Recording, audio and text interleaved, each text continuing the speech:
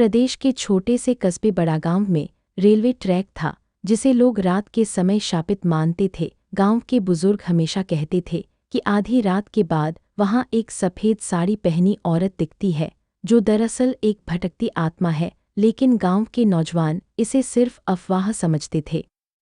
रामप्रसाद, जो लखनऊ से इंजीनियरिंग पढ़कर लौटा था, हमेशा कहता कि ये सब अंधविश्वास है।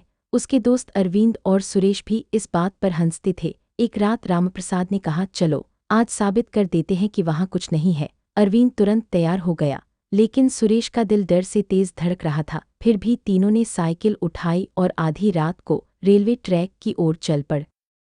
रात गहरी थी, चांद की हल्की रोशनी चारों तरफ फैली थी और पेड़ों की सरसराहट हवा में अजीब सा खौफ पैदा कर रही थी। दूर से उन्हें धुंध से ढका हुआ ट्रैक दिखने लगा। जैसे ही वे पास पहुंचे, सुरेश ने घबराकर कहा, तुमने सुना? कोई रो रहा है।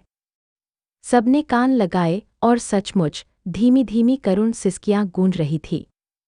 अचानक धुंध के बीच एक लंबी सी परछाई उभरी। धीरे धीरे वो औरत की शक्ल लेने लगी। सफ़ेद साड़ी में लिपटी हुई, बिखरे बाल और आंखों में लाल चमक, सबके रगों का खून जमसा गया। अरविंद कांपते हुए बोला, ये तो सचमुच है। रामप्रसाद ने हिम्मत करके जोर से पुकारा, कौन हो तुम? औरत ने धीरे से चेहरा उठाया और ठंडी डरावनी मुस्कान के साथ उसकी तरफ देखा।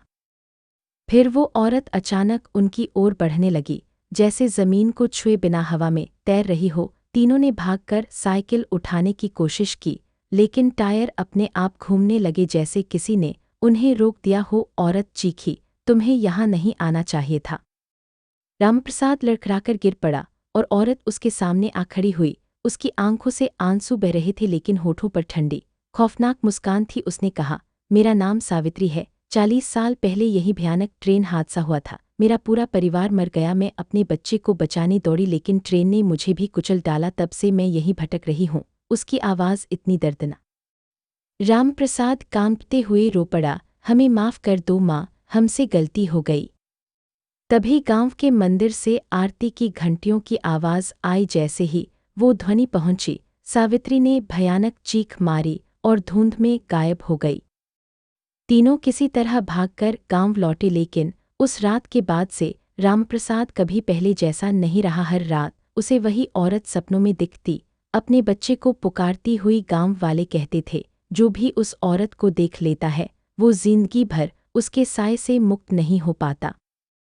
आज भी बड़ागांव का वो रेलवे ट्रैक आधी रात के बाद सुनसान पड़ा रहता है। लोग मानते हैं कि सफ़ेद साड़ी वाली सावित्री अब भी वहां अपने खोए हुए परिवार को ढूंढती फिरती है।